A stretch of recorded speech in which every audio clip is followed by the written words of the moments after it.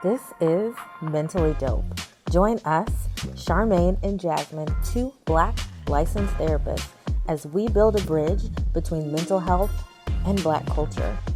Come on, it's gonna be dope. Hey guys. Hi. Welcome. Oh my goodness. You know what we're doing today. We're doing it. We had to do it. So it's about to be the holiday season.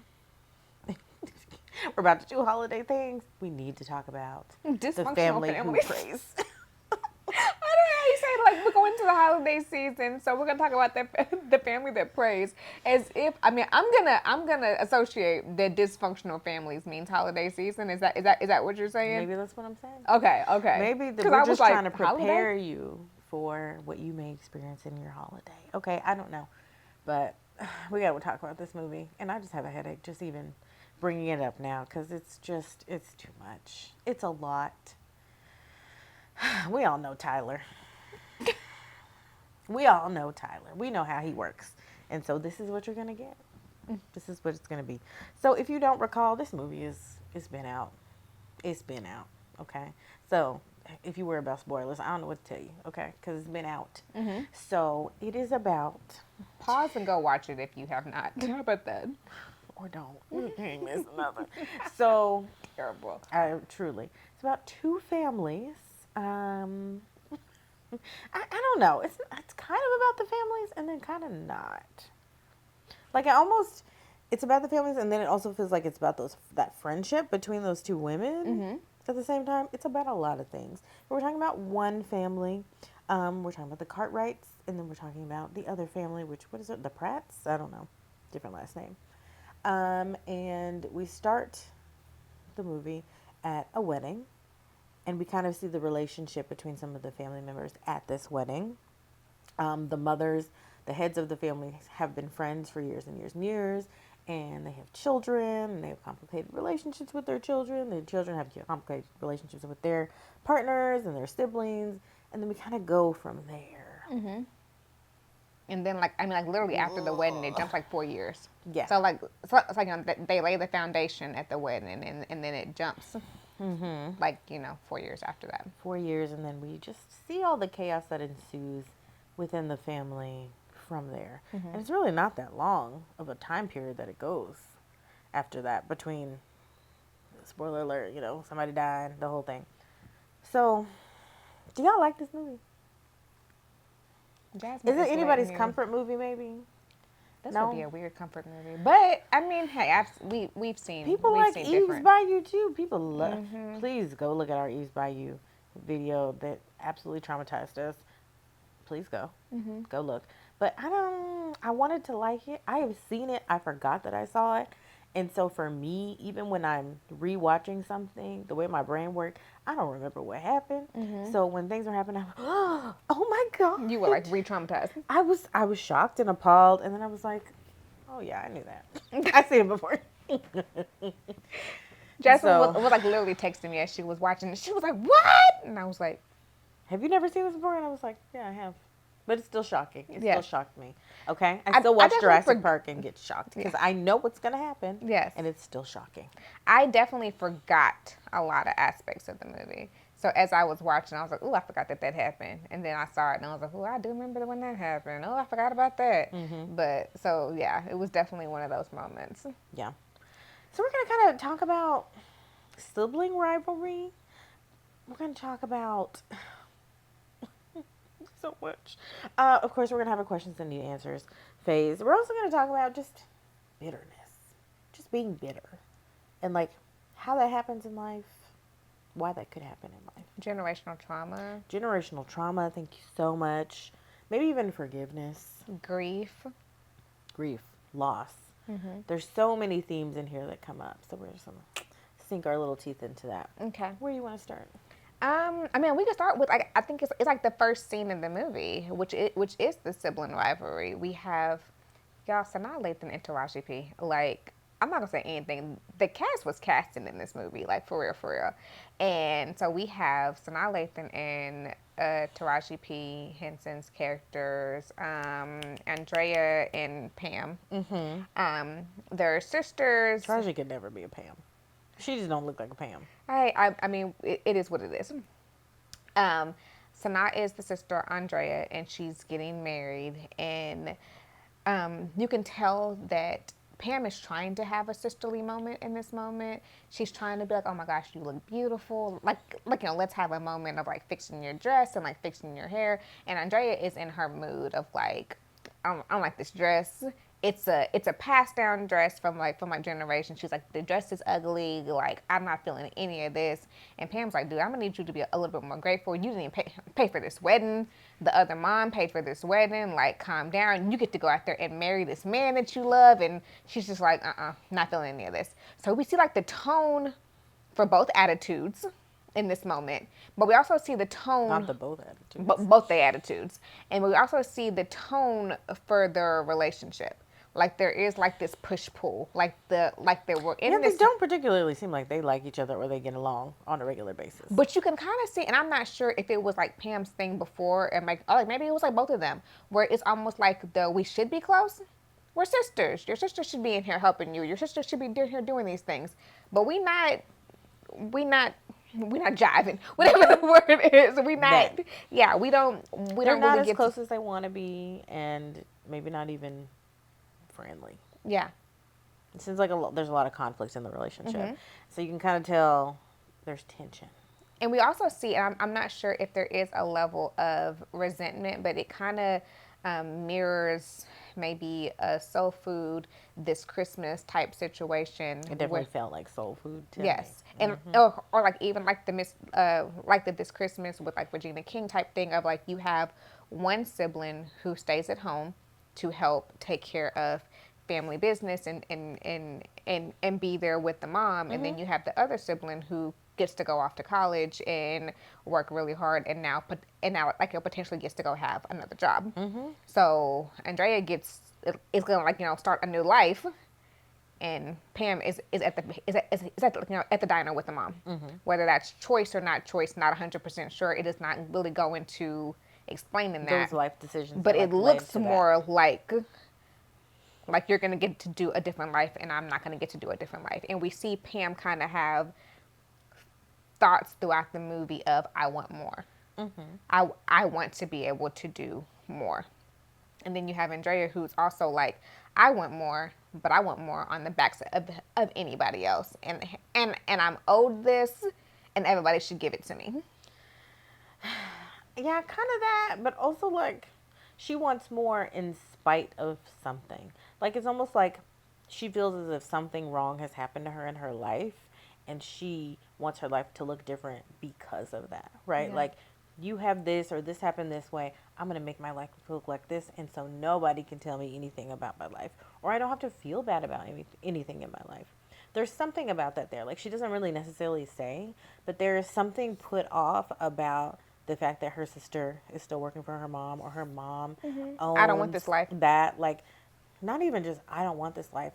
I almost think it's gross that y'all have this life. Like she comes out very judgmental about it, of just like you have that little stuff. You know how black people, they put little on something because they try to belittle you, and then like, but I'm really over here and I'm untouchable. There's something there that they're not saying, but there's like this tension between the family because I chose my life to be different from y'all. Yeah, and I think that, and I think less of your life than I do mine. And this kind of, if you guys have not watched it yet, like check out our last video when we're talking about dating, because there is also another aspect of this for me that I mean, maybe it goes into all the things that we were saying about dating, but also like not quite understanding. If you knew that you were this kind of person, if you knew that you aspired to be like all of these things, you chose a man who was not in alignment with that. You chose a man who chose you, which I'm sure felt great, and he loved her and he worshipped her and he wanted everything to be about her, which is great. And those things can like be like feeding, but you also knew that he wasn't the kind of guy who was going to be able to give you that lifestyle. Like that wasn't him. And he was the thing that you were trying to run from. He was like your family. Yes. And like they're working class, they're all of these things. You didn't want any of that. So why keep that tie? Or maybe she did believe in him. You can kind of see that they had been through situations before. I don't know that. Well, but you can see like how something that she said later on in the movie about like why she didn't tell him that she had money, because she was like, you always have an idea and you're always going to squander our money. Maybe there was a point in time where she really did believe in him, that she Or maybe believed that he's he had had chances and he aspirations. messed Yeah. him up. Maybe that's not really I'm not sure. explicit. Yeah, they don't really explain, but you can tell at some point the fork goes in opposite roads. She goes the opposite direction, and her husband's over there. Something like that. Yeah. And also, she also got an attitude with everybody, and so I don't know what's from what. I'll say that. Like, does she have some other stuff going on in the background? Is she jaded because something has happened and she's over it? Did she grow into this place? We don't know. We don't have the information. The hard part was that it was very, really hard to like to like Sanaya in this movie. We can also say that they had a 4-year-old child. The movie skipped 4 years. 4 years. So I mean, there's not really a lot of wiggle room from like when things went left, because if the movie Almost immediately. yeah, like if it went 4 years and you have a 4-year-old child, like things went left immediately. And when she had the wedding, she was in college, right? She was finishing. She up said that college. she was in her last semester. Yes, she was finishing up college. So again, there were a lot of life changes. You're graduating college, you're getting married, you're having a baby, you're getting a job, all in that little time span, which is not very long. Yes. So at the wedding, we see where she comes in contact with the Cartwright son, who she has not seen in years. William. Yes. And William is eyeing her down once again like soul food. He's eyeing her down like Bird's ex-boyfriend. Like, he is like eyeing her down in front of her husband. Like, he's like, oh, you've grown up. And don't really know. At your wedding. Yes. Very, very disrespectful. Very, very entitled. Very, very entitled that I can come in here and be the person I am with the money that I am, with all that I have, and I can do that. Who's gonna stop me? And I also know that I have on this leverage of power because I work in the field that you want to get into. Call me, I'll get you a job. And this leverage of power continues because he becomes her boss. He also becomes a homie, lover, friend. Sure, if we can call it that.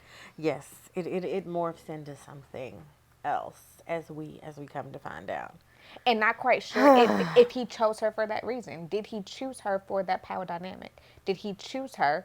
We had this talk about dating things, about, do you choose people because you know that you're going to stay in that power dynamic? He was always going to be above her. She was always going to need him. She was always going to be coming back to him.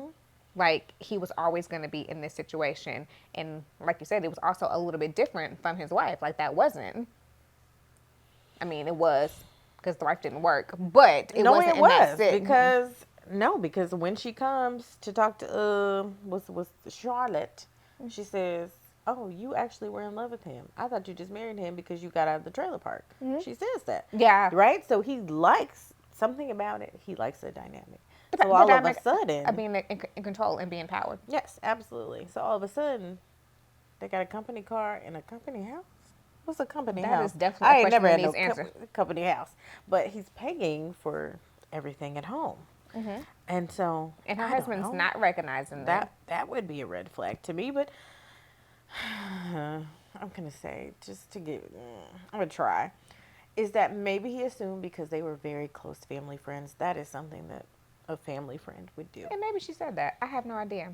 So anywho, like we said, Andrea starts messing with William. William is not only, she driving around in a Benz, he's paying her mortgage, and her husband works at his construction site, at one of his construction company, which I think was also like a level of like, I'm above you and I'm above your husband.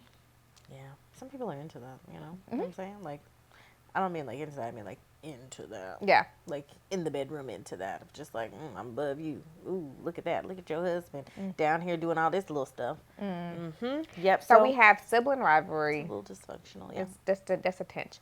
We have sibling rivalry in between Andrea and Pam. that continues to create a rift in between them. Yeah. Because we have Pam who still works at the diner with her mom. You have Pam who still watches Andrea's son in the afternoon. Andrea has all this money that she's making all this money that Pam is not. Her family is struggling. They're trying to like manage bills. Andrea's making all this money, and she also expects Pam to watch her kid just because she loves him, which is For free. yes. So understandable on some senses of like, yes, he's your nephew, but I think that for Pam, it was like on the level of hurt of like, you come in here, flossing your car, flossing your money in your powerful suits, and you just want me to watch your son for free. You don't even offer. You don't even offer to give us money. And then No, when but I mention it, I thought they talked about it. Like they had. I thought the way that she mentioned it made me think that they had agreed upon money, and her being like, "I ain't finna pay you nothing anyway. Like you're his auntie. You should do it for free." and then when I mention it, you throw money at me.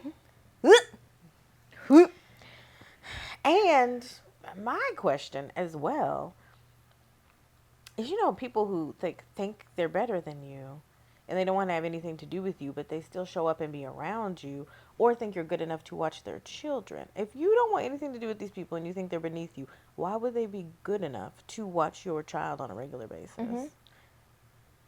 I'm not understanding.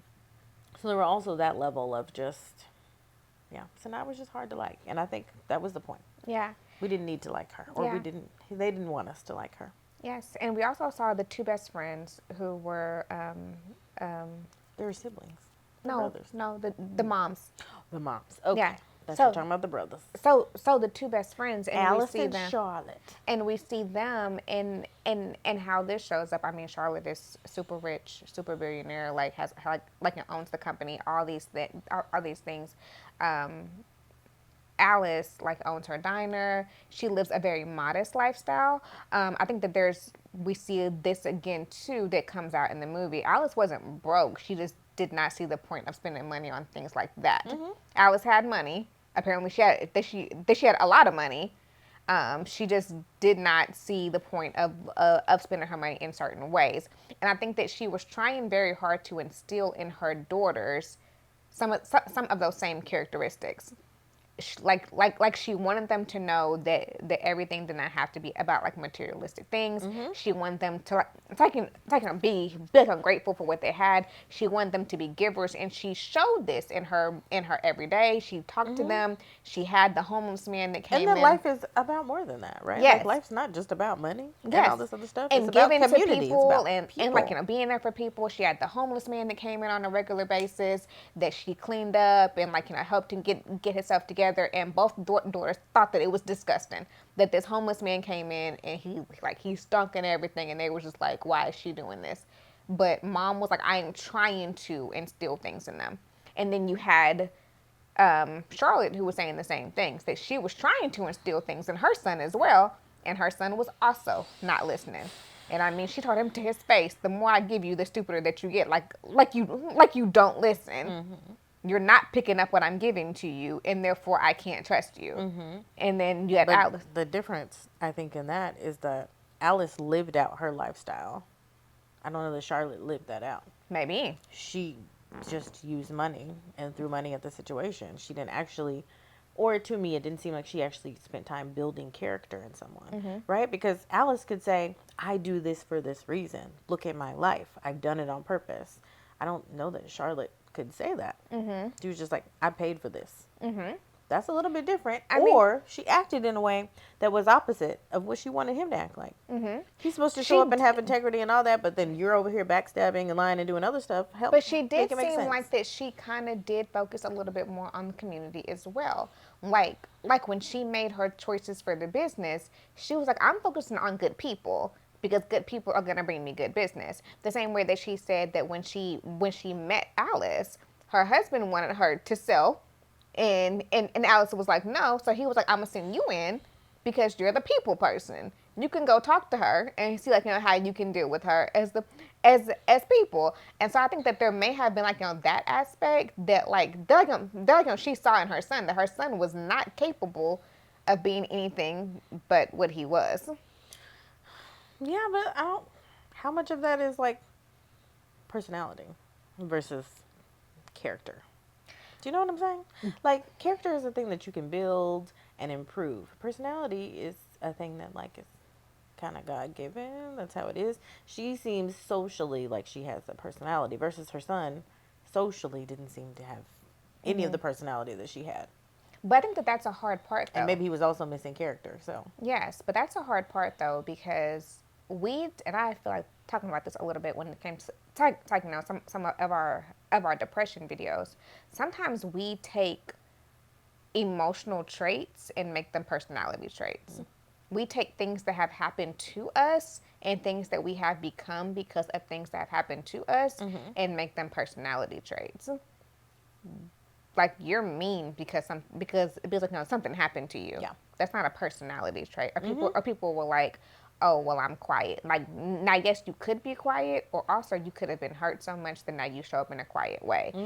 Or like, I don't talk to people. Were you always like that? Or did you stop talking to people because of things that happened to you? So being able to, like, distinguish between what is an actual personality trait and what is a reactive emotion. Correct. I can't tell you the difference for her. But So, yeah. something just didn't seem on brand. They were very different people.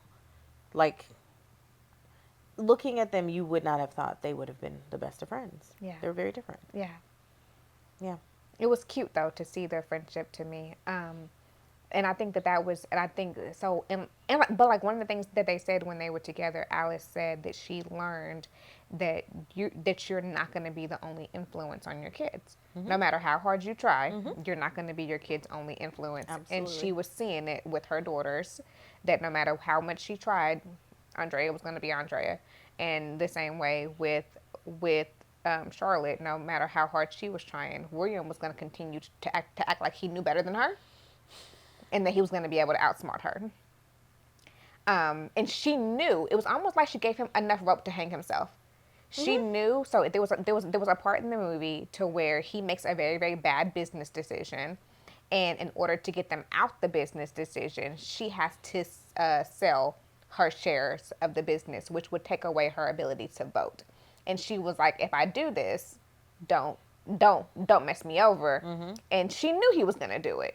Like, I think Yeah, that she but he almost also knew. kind of backed her in the corner to where she had to make that decision. Yes. And I don't know if he did that on purpose. I don't know if he was smart enough to foresee that being the problem, but I think that he was honestly and truthfully did think that he made like a really good business decision. No, I know, but I don't think that he purposely thought, now I'm going to be able to take her stuff. But I think that, like, they once ran he out saw of it, choices. yeah, once he saw that he it was was like, an oh, I option, have an opportunity. Yes. So like, she gave him the rope. He hung himself. He tried to vote her out, but she was like, as always, I'm one step smarter than you. You can't vote me out because I already had a backup plan. But that's the hard part. So, like, we see like this mother-kid dynamic of, And like, let me what also happens. say, we talked about sibling rivalries, but rivalries don't just happen with siblings. They can happen with sons and mothers. Yes. Sons and fathers, right? Like, anybody with cousins, the whole thing in the system can have a rivalry.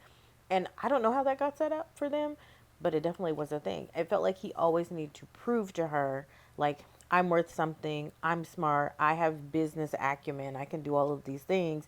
And she was always taking the time to say, actually, you're not as smart as me. Actually, I can do this with my eyes closed, and you have to work really hard at it.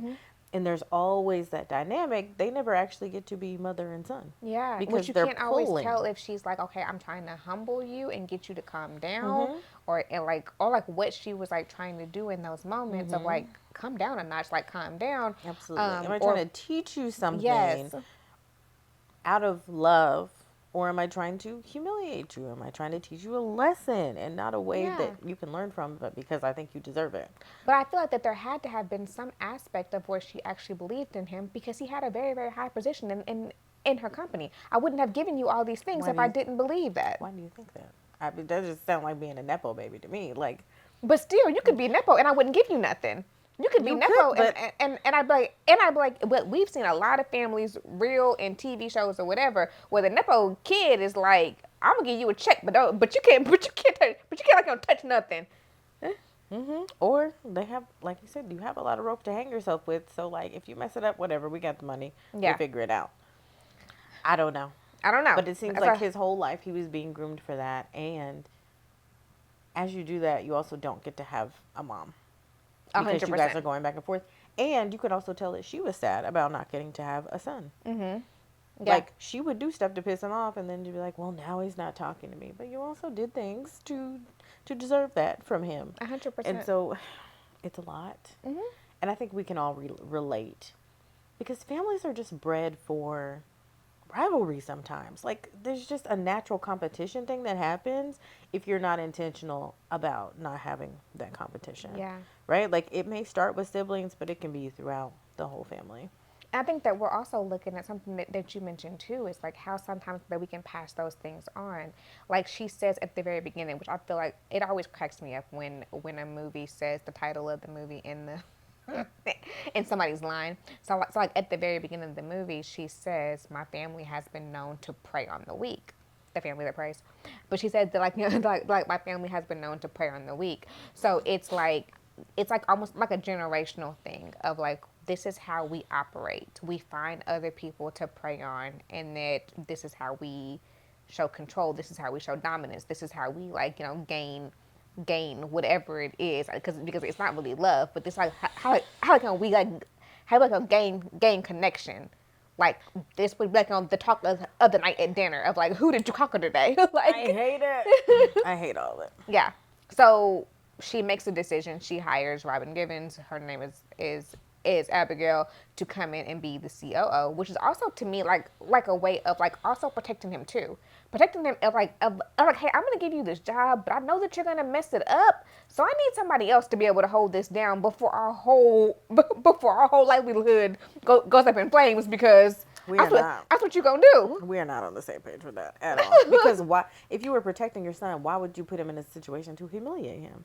You brought him there. You hired someone else and then brought him there to meet who was there to replace him when he thought you were actually going to promote him. Yeah. Okay. And you did that publicly. I mean, it wasn't like publicly. It was just like, in front of his replacement.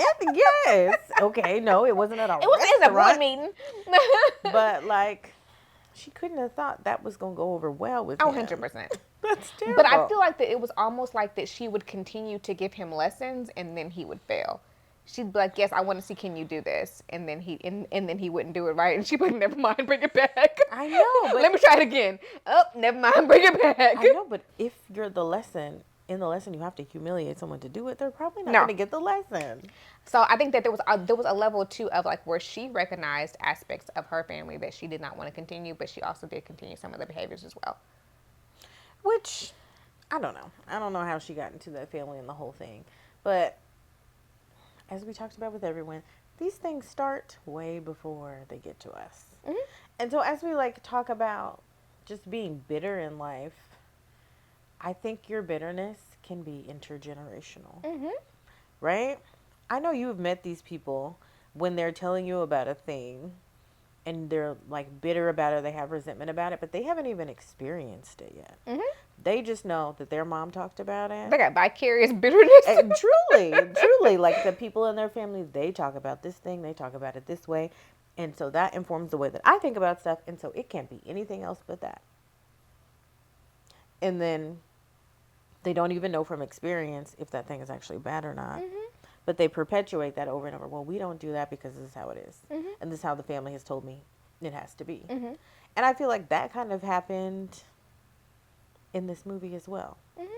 Especially, it's just all of it. I can't even. I think the one thing we also seen too is like assumed bitterness, I guess, in a sense.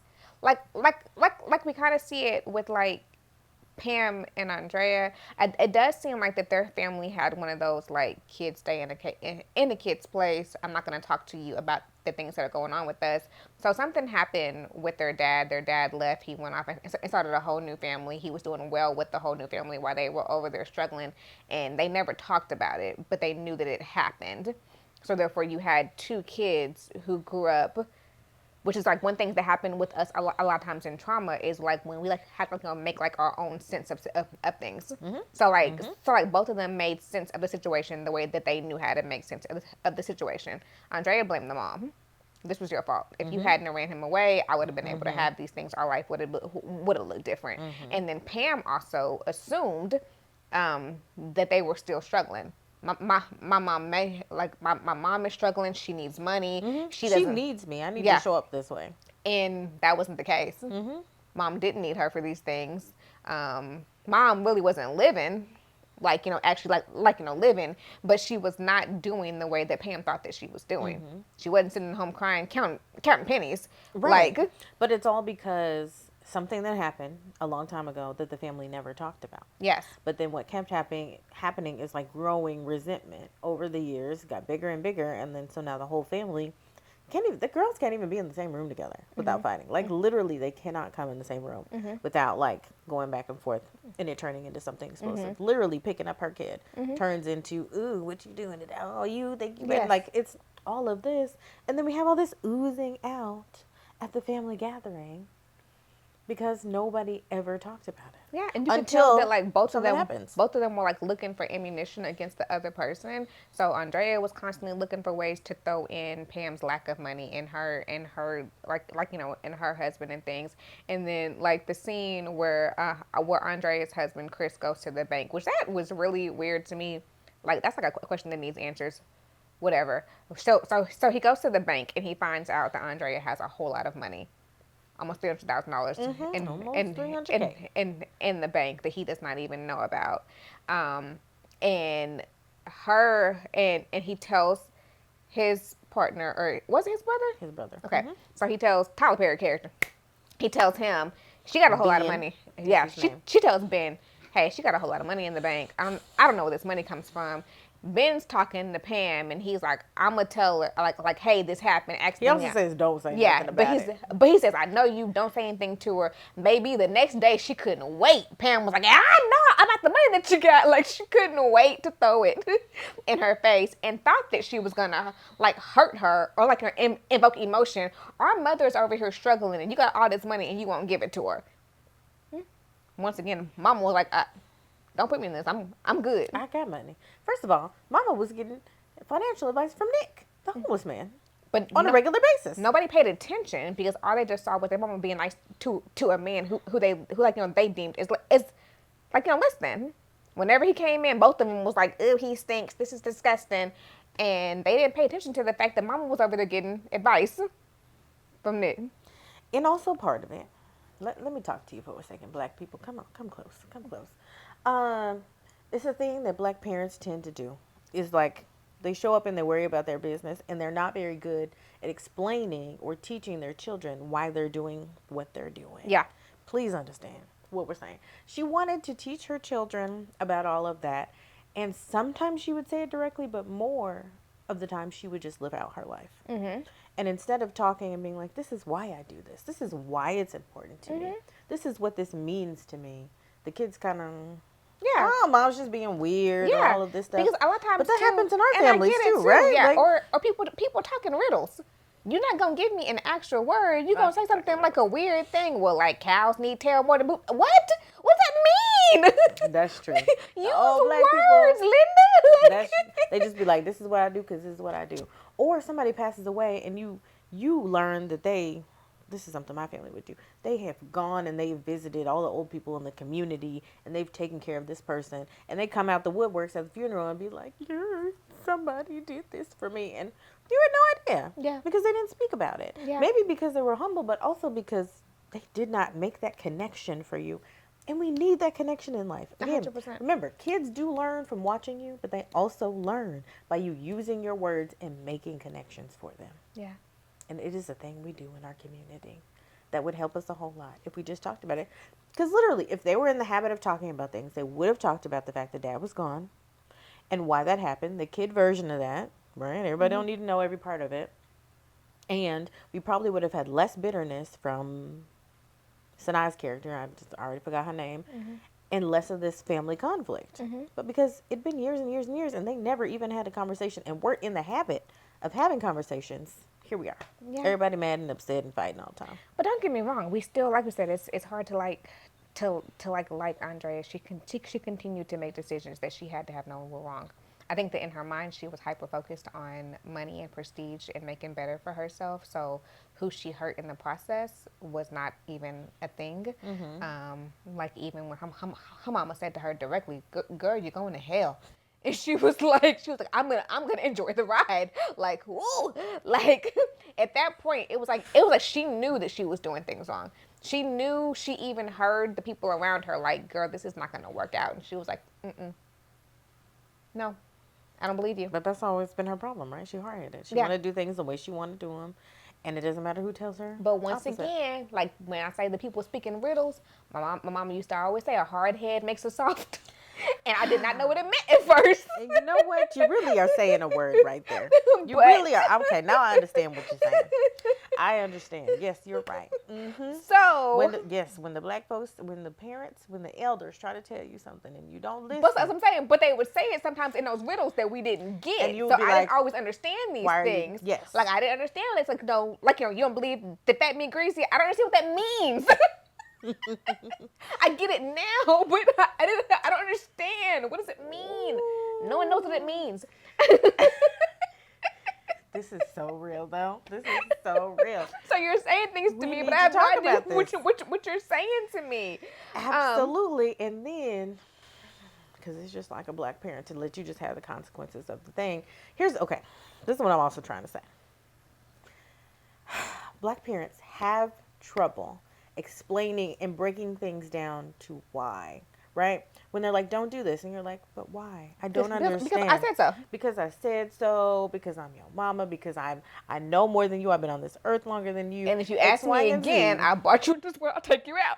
All of this stuff. Like, we have all of this stuff and we go through all of the list. But also, sometimes kids need to know why, especially the neurodivergent ones.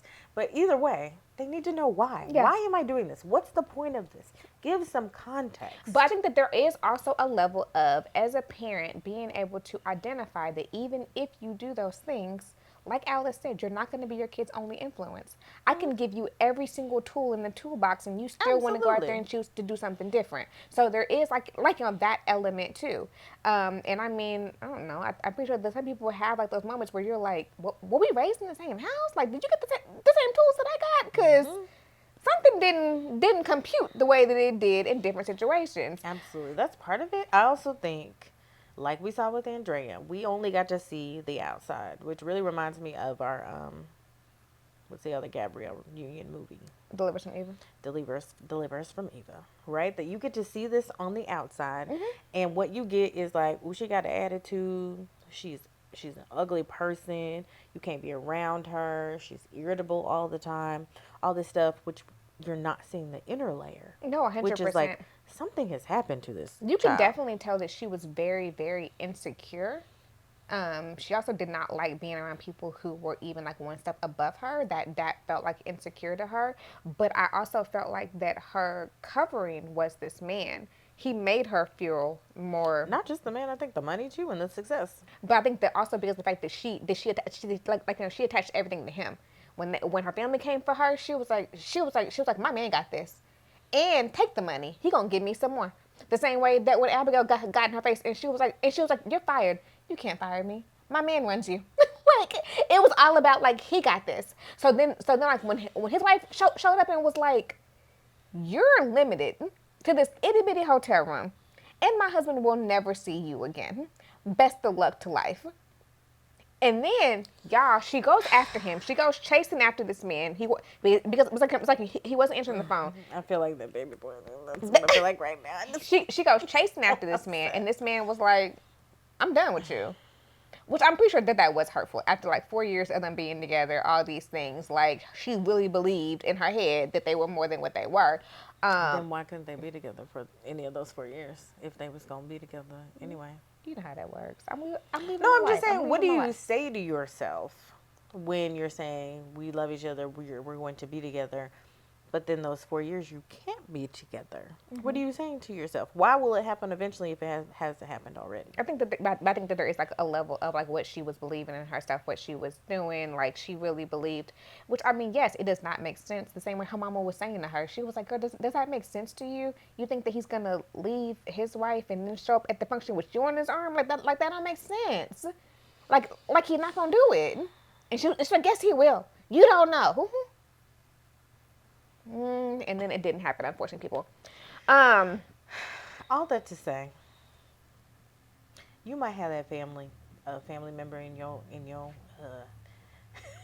family or in your in-laws family that is just bitter. It's just hard to be around. It's just got a funky little attitude. And I'm just here to remind you, not that you have to change your behavior or anything else about it, but that it's probably for a reason. They probably have been through something. I'm here to remind you, you ain't got to deal with it. No, you don't. That's unprocessed and unresolved, and they should probably resolve it. But just remember, they didn't. People don't come out the womb that way most of the time, but So, they which get is there why somehow. yeah, there's a difference in between who you are as a person and something that happened to you. This is definitely reactory. And what else? I don't know, y'all. This movie was loaded. It was heavy. We saw a lot of just trauma drama. Trauma drama. That needs to be its own thing. Not talking about stuff, dysfunction, things falling apart. Y'all, let's get into some of these questions and the answers. But y'all, when I tell you, the end of this movie was always like my hurtful but also favorite part of the movie, because the way that it fell apart, the way that it did, like the way that it crumbled, the way that it did at the end was like classic chef's kiss of just like, oh, this fell apart. And it was like, oh, okay. Like real quick. They went from 0 to 100 real quick. Or should I say 100 to 0? Real quick. That's Tyler for you. Because William Everything fell that was apart. hanging on that Andrea fell apart. Fall down. Yeah. I really wanted to know, and I guess that there wasn't really anything that she could have did about it. So Chris takes the money. He clears out that's like when everything like blew up. His name wasn't on the bank account. He didn't even know about it. How did he take the money?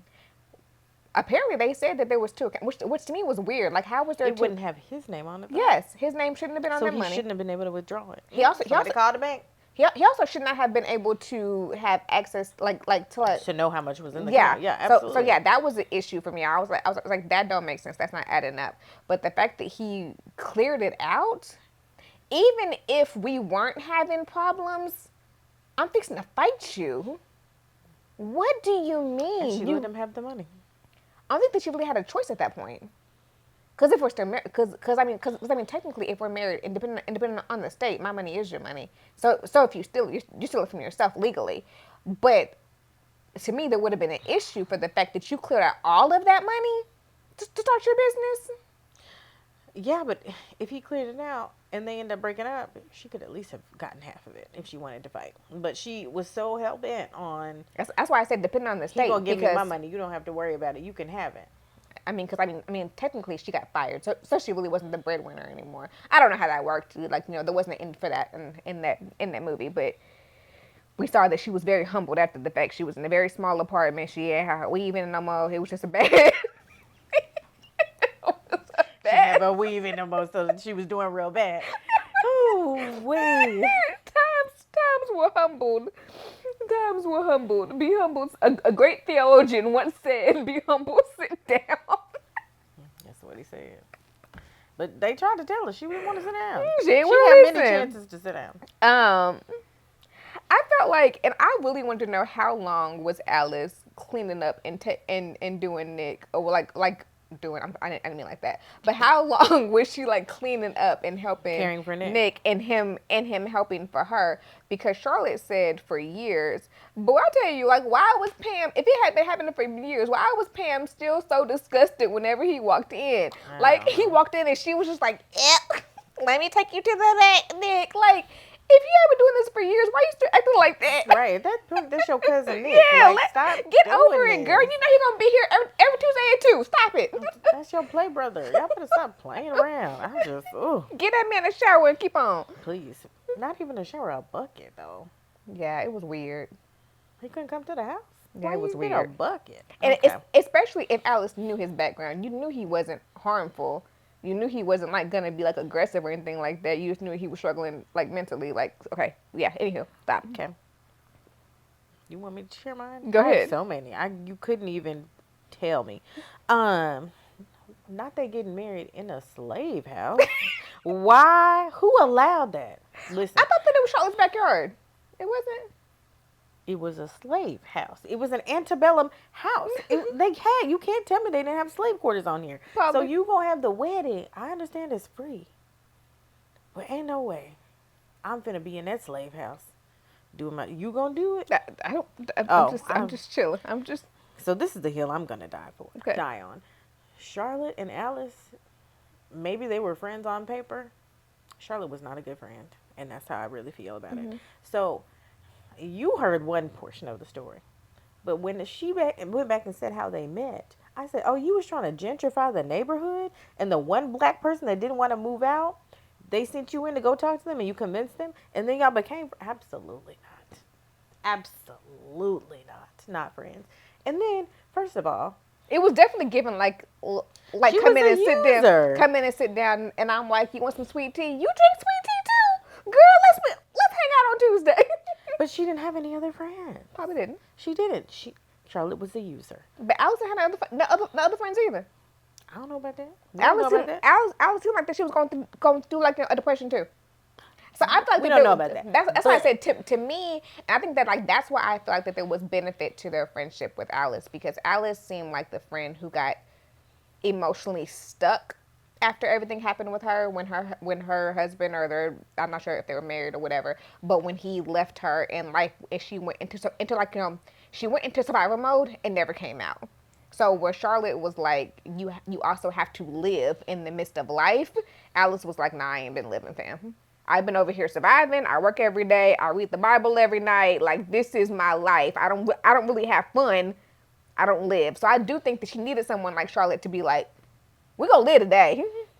You have no reason why you own this business. Get in the car. Let's go out here and have some fun. But the only reason Charlotte was out here doing YOLO is because she was dying. Still, like I think that we need people in our life sometimes who was like, Jasmine, when last time you had a break? Girl, let's book the vacation. Like the same thing that we said about Stella. Watch, Stella have to look back.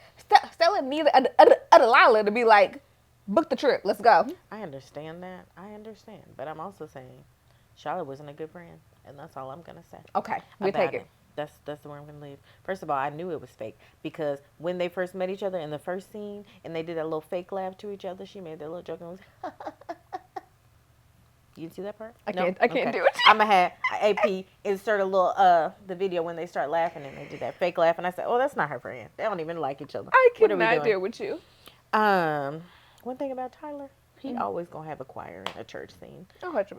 Every time. If there's going to be somebody preaching or there's going to be a song that moves people. Yeah. And the person is going to cry and be like, I need to change my life. Yeah. I can't live like this no more. Whew. That was funny to me. Keep going. It really wasn't a question that needed answers. It was just like hilarious to me. Y'all, so I said it earlier at the scene when Andrea goes running after William because he wasn't answering the phone and she's waiting for him in the parking lot at the end of the movie. And he's like, we're done. And he puts on his sunglasses and gets in the car. Y'all, why did he roll the window down? And he pulled off with her crying with the window down. Like, roll the window up, fam. You gonna watch me? You gonna watch me cry? I want to hear you. You gonna watch and listen to me cry with the window down? I want to hear the you. disrespect. But also, that's who William has always been. Look at him. He being untrustworthy and crusty and terrible. Why would he change now? Because he would treat her like that. Okay. The real question is, how is your sister-in-law, okay, Taraji's character, how is she more supportive of your business than you are of your own brother? Literally, he was telling her the business plan, and she was like, at least he wants something more. I think he can do it. And brother was like, but I don't think that we got $5 to rub together. You better stop playing. I don't think that she was more supportive of Chris. I think that she was throwing out sideline hints at her own husband. I want you to have that ambition, and you don't have that ambition. So I'm going to throw it out to him and be like, like, you know how people do that. And they be like, look at Chris over there starting a business. I'm really doing that because I'm like, you going to do that? Look, so-and-so said that her husband put the groceries in. I'm going to see, like, I'm throwing out hints. I need you to take heed. I don't want it. I don't like it. Why? Who just keeps several $1,000s loose in their purse? Just loose in their purse. I'm like, here, you can have the money. Loose. If she had ain't even folded up. It ain't in a wallet. If she had just left that hotel, that means that she got her payment. Because clearly he was giving her money on a regular basis. And it might have been in cash. At that point, that's prostitution. What are you That- talking about? Then we meet in the hotel room. I'm leaving with a stack of Ain't money. it? Ain't it? Okay. Even if it's not a stack of money, if this is what I do for you, and then you buy me a car or pay for my house, is it not still prostitution? Okay. So this is one thing that Tyler loves to do in his movies. There's always like a spouse that's like unassuming, that's like innocent, or like always believes the best in the other person and can't see any of the signs that the person is being unfaithful or mean to them. Like, why did I get married? And the other, all of them. I'm just like, I've been here for you. Like, even in the face, when they were at the party, at the gala, that he didn't get invited to. So first of all, you don't think it's a red flag that somebody in your wife's office said, hey, we're having a gala. And they don't even know she's married because she's never mentioned Nobody it before. knows that she's And you married. do that. You don't ask a single question. You say, hey, it's gala time. We're going to go to the gala.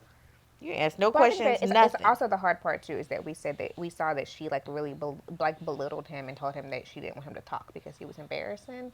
So you saw that when he was given chances to talk, he struggled even more because he was like, I'm already like subconscious about this, and then like you emphasize it, my partner emphasizes it, and it's like you're an embarrassment when you talk. Don't do that. So like he's like, I'm not quite sure what to say right now. Like that, like I felt bad for him, but no, 100% he was also willfully ignorant. She going home late at night. She walk in and pull out the Grey Goose, put the thing and take a shot. As soon as she come in, she don't say hello. She don't say nothing. She don't call to see about the child. He thought that it was work. She was having a hard time dealing with you. Okay. My other thing is when he comes in and he sucker punches William while he on the construction site. He found out that they were cheating. Why he take that whole thing, the whole board, and throw it up in the air, and the other coworkers got hit in the face? I said, what they do? He said he was angry. They didn't do nothing to you. That's your homies. Well, not anymore, but why you have to do them like that? Okay, did you have some more? I don't think so. Go ahead, keep going. Y'all, do I like this movie? Can you tell? All right. Okay, so you can't tell me the white people in this movie were not racist. I'm standing on that hill because, okay, maybe she was saying it to be rude, but it felt racist to me for the woman, for the wife. You can tell it's serious. Go ahead. For the wife to go to the hotel room and wait, and she said, he wouldn't even get business deals if you were on his arm. What you trying to say? Because you're black? That's what you're trying to say? Not because she's the other woman. What's wrong with her? She cute. Because at first my thought was like the whole pedigree thing of like, she didn't come from money. But she then from the came trailer too. park. So what are you like, talking about? So now you're just trying to say, oh, you wouldn't run in our circles because you're black. Okay, ma'am. And look at your mother-in-law. Both of y'all just racist. And William just nasty. Okay. Another one, just random. Tyler loved to make a secular song into a gospel song. Tyler loved them wigs. And the wigs weren't actually bad in this movie, but why you you want to didn't know have why it? that is? Because those actresses, specifically actresses, they've been acting for a long time. When you've been acting for a long time, you know you have to come to the set with your hair already done. You don't get your hair done on set. Yeah. So you know Sanaa and Taraji ain't finna be caught But slipping. that actually looked like Sanaa and Taraji's hair. Like those both of their actual natural hair. You hear what I'm saying? I They already get had it done. I will bet you any money they did not get their hair done on the set. They came Probably did ready not. to go because they weren't gonna do it. But yes, I Hope You Dance did actually make me a little emotional. I cannot listen to that song now without thinking about that. Y'all, I'm really That's sensitive. so corny. I'm really No, sensitive. you're sensitive about some stuff because when other people be dying and stuff, sensitive and I'd be like, about I'm crying, friendships. and you come and you're like, Yes, that made you anything emotional? about like friendships and friendship movies always get me. So like that part of that like always gets me. They didn't have to make that song into a gospel song because the girl did it. She did it right. But you did have another question that I really did want to know. I did. Oh. Did Charlotte commit suicide? Oh, that was the question because she wasn't that far advanced. Yeah, and the end of the movie didn't really like it showed her pulling out all those pills. But it. Oh. Yeah, like my issue was it didn't show timing, so it was like, oh, she's kind of doing bad, and then she died. But how much time had passed? Did she just get bad? Her very final worse? scene was her opening up her Looking cabinet. in the mirror. Yeah, but it was her herself. opening it in the cabinet and pulling out all those pills. So it doesn't really say were those pills routine. I think that's I thought that's what they were trying to say. Or did she say that that now she she was has like to take all taking the pills. or was she like on taking too many pills? I don't really know. I truly don't know. Not funny, but the way you said that was crazy. I thought that they were trying to, because they had all the sticky notes. She was like having memory problems, and she was trying to do her best to kind of like hide that and like maintain. But then I was like, I don't know, y'all trying to say she died? She killed us? What is y'all trying to say? And I don't know. Yeah, I don't know. I had never really thought about that until I saw you say that. It was just weird. And I was like, maybe she was that kind of what they were alluding to, because yeah, like you said, she wasn't really like sickly or anything like that. She was in like to me seemed like the beginning stages. She had like just had the talk of like when I forget, remind me, and then we see. She said, "Don't let William put me in a home," which. Yeah. You already know something going on with you and your son. That's where y'all at. Yeah, and then she like got all the pills, and then they called Alice the next morning. Oh. So I don't know. What's the timeline? Somebody help. Yeah. There's just a lot of questions that need answers, and I'm just never gonna get them, and so I'm sad about that. Okay. If you have thoughts though, let us know. Y'all did y'all watch this movie? And we just want to know all your thoughts. And if your mind was blown the way that our mind was blown. Because it was a lot. It was a lot. I don't ever want to do it again, so please don't ask me. I thought that y'all always ask for stuff that's going to traumatize us. And I literally texted Jasmine like last week. And I was like, I don't want to do this, Jasmine. But the issue is that this movie probably was my idea. So I don't think anybody asked. Just I think it was my idea. Oh, I thought it was a request. Look at that. I don't know. I can't remember. Okay. We're not taking any requests at this time. Good request. How about not sad, not trauma drama, which is what we're going to call it now, trauma drama. Okay. As always, talk to us. We talk back. See us again for our next time when we're trying to stay mentally dope. Happy holidays. Good luck out there.